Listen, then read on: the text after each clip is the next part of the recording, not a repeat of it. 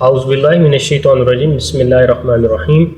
میرا آج کا جو پیغام ہے، ویڈیو بنانے کا مقصد ہے وہ یہ ہے کہ ہم نے جو ہے وہ امیدیں وابستگیاں جو ہم نے بزرگان دین کی قبر کے ساتھ لگائی ہوئی ہیں یا ان سے ہم فیض حاصل کرنے کی کوشش کرتے ہیں، تو یہ ساری چیزیں آپ کو بتانا کہ آیا اسلام میں یہ چیز ہے یا نہیں ہے۔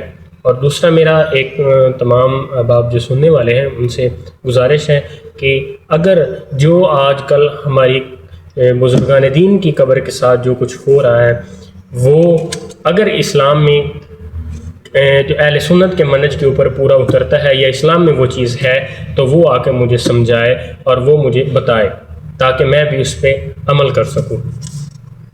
ہمارے پیارے بزرگ حافظ سخی سلطان محمود لنگا رحمۃ اللہ علیہ، ان کی قبر کے اوپر ایک اور میلہ جو ہے وہ لگ رہا ہے 19 اور 20 جون کو، بروز جمعہ اور ہفتہ کو، جو ان کی قبر کے مبارک کے اوپر جو ہے یہ سارا کچھ ہو رہا ہے۔ اس حوالے سے ہے میری یہ پیغام ہے۔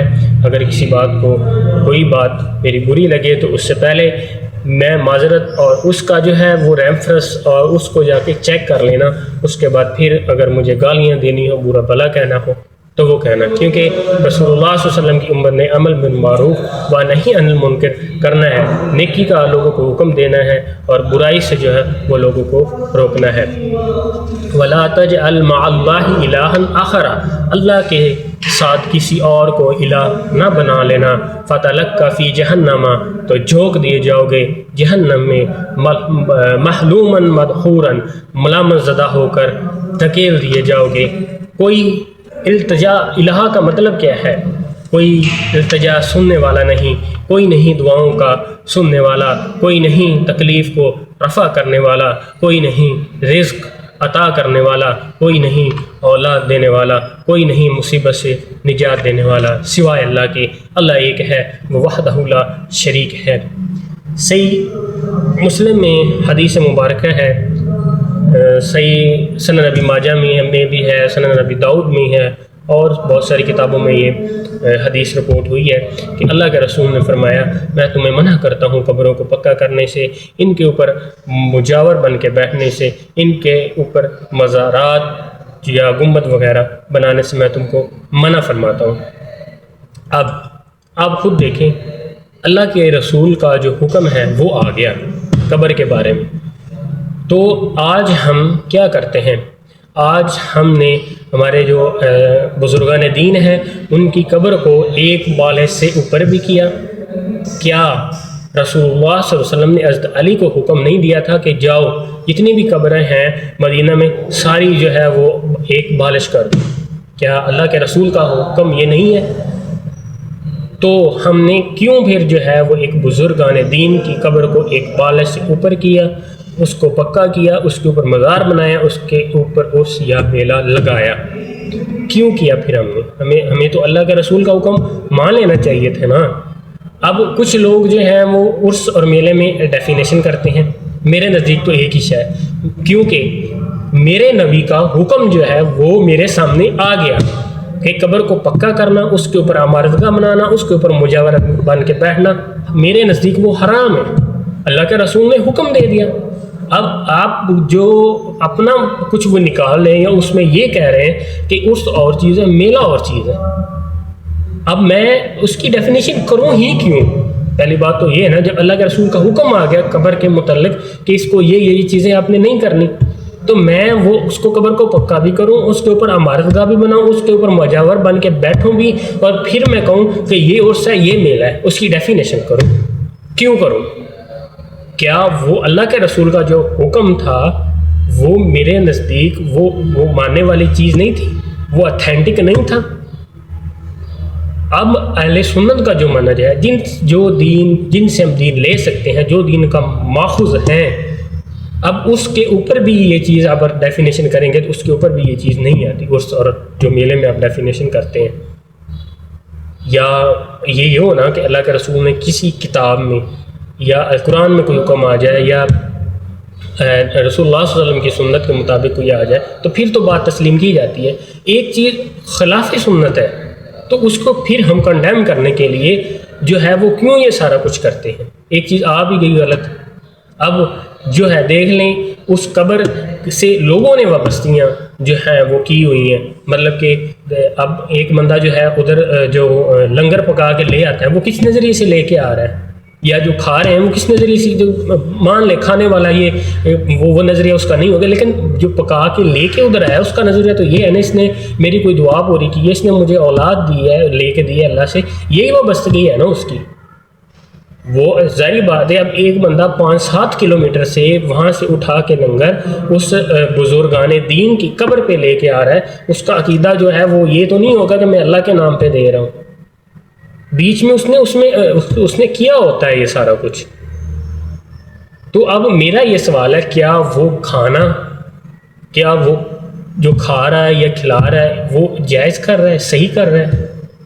کیا وہ وہی چیز جو اپنے گھر میں پکا کے سارا کچھ کر کے اللہ کے نام پہ نہیں دے سکتا؟ کہ مشکلات ٹالنے والا, اولاد دینے والا, جو سارا کچھ اللہ تعالیٰ کی ذات, اللہ یہ جو کرتا ہے, مشکلات دور اللہ کرتا ہے, بیٹی اللہ دیتا ہے, بیٹی اللہ دیتا ہے. قرآن میں اللہ نے نہیں کہا جس کو چاہتا ہوں بیٹے دیتا ہوں, جس کو چاہتا ہوں بیٹیاں دیتا ہوں, جس کو چاہتا ہوں دونوں دیتا ہوں, جس کو چاہتا ہوں دونوں ہی نہیں دیتا. تو میرا بھائی کہاں جا رہے ہیں اب؟ کیوں یہ عرس اور میلہ کو الگ الگ کر رہے ہیں؟ میرے نزدیک یہ چیز نہیں ہے, کیونکہ جو چیز وہ ہے کیونکہ اللہ کے رسول کا جو حکم ہے نا وہ آ گیا ہے نا, کہ صحیح مسلم میں حدیث ہے, سنن ابی ماجہ میں ہے, سنن ابی داؤد میں ہے. میں تمہیں منع کرتا ہوں اس بات سے کہ تم قبروں کو پختہ کرو, ان کے اوپر عمارت گاہ بناؤ, ان کو میلہ یا ٹھیلے والی جگہ بناؤ. اس سے اچھا ہے کہ تم آ کے انگاروں پہ بیٹھ جاؤ. تو جب حکم آ گیا تو پھر ہم نے کیوں کرنا؟ اب آپ اس کی جو ہے وہ آپ نے اگر کرنی ہے تو وہ کرتے ہیں. میری ایک بات سمجھ لیں, یہ میں کوڈ ورڈ میں بات کر رہا ہوں, واللہ خیر الرازقین, بے شک اللہ بہترین رزق دینے والا ہے. تو کون سی فکر ہے آپ کو یار؟ کریں نا حق بیان. کیا اللہ کے اوپر یقین نہیں ہے کہ اللہ رزق دینے والا ہے؟ تو کیوں کر رہے ہیں پھر آپ؟ کریں, حق بیان کریں, عمل بالمعروف و نہی عن المنکر کریں. روزی اللہ نے دینی, رزق اللہ کے ہاتھ میں ہے. یار ہمارے پیارے آقا, ہمارے محبوب صلی اللہ علیہ وسلم نے تو جو ہے وہ فاقے نکال کے ہمیں بتا دیا کہ دین کے لیے یہ اگر دین آپ نے بیان کرنا ہے تو پھر آسانی نہیں ہے, پھر مشکل ہے. نبیوں کے اوپر یہ بہت سختیاں آئی ہیں, یہ سارا کچھ ہوا ہے.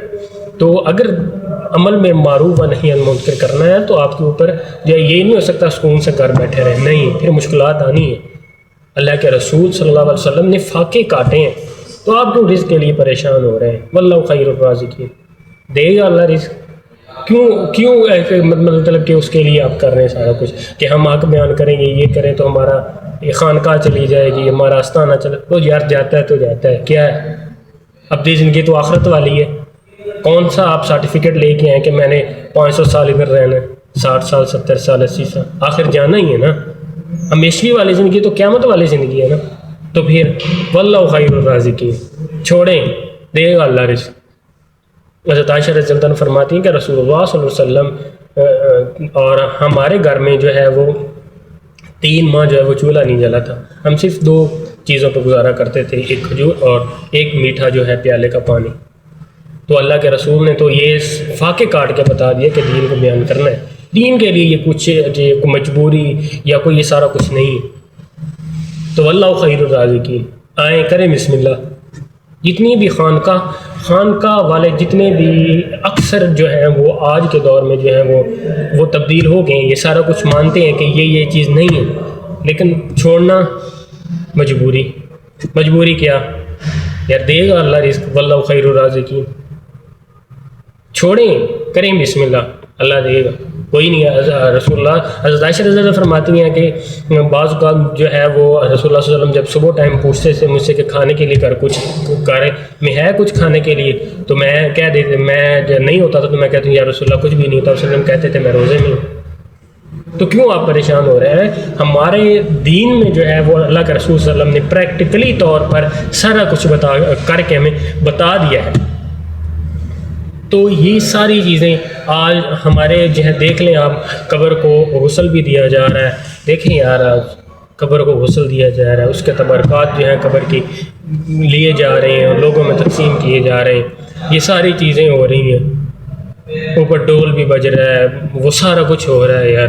جب وہ آخری دن میں وہ ڈیوے ٹائپ سے وہ لے کے جاتے ہیں، ساتھ میں ڈول بھی ہوتے ہیں. یار کیا یہ، اللہ معاف کرے، آپ نے کیا بزرگان دین کی قبر پہ یہ سارا کچھ آپ نے کرنا تھا، جنہوں نے ساری اپنی زندگی اللہ اور اللہ کے رسول کے احکامات کے مطابق گزار دی. ہم نے انہی کی قبروں کے ساتھ یہ وابستگیاں، یہ اپنی آسی امیدیں لگا کے ان کی قبر کے اوپر یہ سارا کچھ کیا. واللہ ہمارے اور جو ہندوؤں کے مندر ہیں نا، ہمارے بزرگان دین کے مزار اور ہمارے جو بزرگان دین کے جو بڑے بڑے مزار ہیں اور ہندوؤں کے جو مندر ہیں، اس میں آپ مجھے فرق بتا دیں. وہی یہ ہمیشگیاں، یہ وابستگیاں اور وہی امیدیں وہی بھی لے کے بیٹھے ہیں، اور ہم بھی انہیں قبروں کے ساتھ یہ سارا کچھ لے کے بیٹھے ہیں. وہ بھی یہ چڑھاوے چڑھاتے ہیں، ہم بھی یہ چڑھاوے چڑھاتے ہیں. کیسا یار اسلام، اللہ کے رسول نے ہمیں یہ دین تو نہیں دیا تھا نا. دین ہم کون سا دین لے کے چلتے ہیں؟ یا جو قرآن ہے، اللہ نے جس بات کو قرآن میں حکم فرما دیا، دوسرا رسول اللہ صلی اللہ علیہ وسلم کی صحیح حدیث ہے، جو اللہ کے رسول صلی اللہ علیہ وسلم نے جو کام کیا، جس بات کا حکم دیا، وہی دین ہے نا ہمارا. تو ہم کہاں لے کے جا رہے ہیں یہ ساری چیزیں؟ کیوں نہیں ہم اس دین کے اوپر عمل پیرا ہوئے، یا ہم اس بات کی کوشش نہیں کرتے؟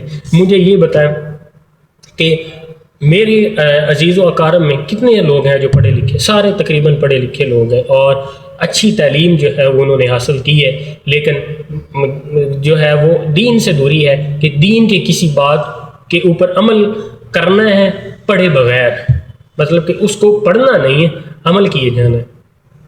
اب جو ہے وہ کل کا دن ہے، مطلب کہ آج 18، کل 19، کل جو اس قبر کے ساتھ شام ٹائم جو ہے وہ شروع ہونا ہے، اس کے اوپر غسل ہوگا، اس کے اوپر چادر پوشی ہوگی، اس کا تبرکات جو ہے لوگوں میں تقسیم کیے جائیں گے، یہ سارا کچھ ہوگا. صبح سے یہ سارا کچھ شروع ہو جانا ہے. تو یار کیا یہ چیز ہے؟ اللہ کے بندو، قرآن و حدیث تو پڑھ لو. کیا رسول اللہ صلی اللہ علیہ وسلم کی قبر کے مبارک جو ہے سب سے اس دنیا میں سب سے عزیز ترین جو چیز جس شخص کی قبر ہے وہ رسول اللہ صلی اللہ علیہ وسلم ہے. کیا رسول اللہ صلی اللہ علیہ وسلم کی قبر مبارک کے ساتھ آج ایسا کچھ ہو رہا ہے جو ہم نے بزرگان دین کی قبر کے ساتھ کیا ہوا ہے؟ اللہ کے رسول نے تو اپنی زندگی میں کہہ دی، یا اللہ میری قبر کو بت نہ بنائیں، میری قبر کو بت نہ، اپنی قبر کو بت کہہ دی. وہ آپ رسول اللہ صلی اللہ علیہ وسلم کی دعا قبول ہوئی. تو آج دیکھ لیں ہم بزرگان دین کی قبر کے ساتھ کیا معاملات کر رہے ہیں. تو میرے بھائیو کچھ خیال کریں، یہ ساری چیزیں جو آپ کر رہے ہیں پہلے اسے قرآن و حدیث میں تلاش کریں. اگر ملتی ہیں تو پھر تو جائز ہے، پھر ہمیں بھی دکھائیں جہاں سے ملتی ہیں. اگر نہیں ملتی تو یہ نہ کہیں ہمارے اس بزرگ نے یہ فرمایا، پھر بات اور کسی طرف چلی جائے گی. ہمارے اس بزرگ نے کا جو کہنا ہے وہ ہمارے لیے تباہ نہیں ہے، وہ ہمارے لیے اتھینٹک نہیں ہے، وہ ہمارے لیے جس کو کہتے ہیں نا مور لگی، وہ نہیں ہے. مور اس کے اوپر، اس چیز کے اوپر لگے گی جو یا تو قرآن میں حکم آئے گا یا اللہ کے رسول صلی اللہ علیہ وسلم اس کا ارشاد فرمائیں گے. اور یہ جو آپ کہتے ہیں نا کہ ہمارے بزرگ نے اس کتاب میں یہ فرمایا، وہ فرمایا ہوگا، اس کی بات جو ہے دلیل نہیں ہے. ہمارے نزدیک اللہ کے رسول کی جو صحیح حدیث ہے، اللہ کے رسول کی جو بات ہے وہ ہمارے نزدیک آ گئی کہ اللہ کے رسول نے چیزیں منع فرمایا، میں تمہیں منع کرتا ہوں قبر کو پکا کرنے سے، اس کو مرغہ بنانے سے، مجاور بن کے بیٹھنے سے. تو بات ختم ہو گئی.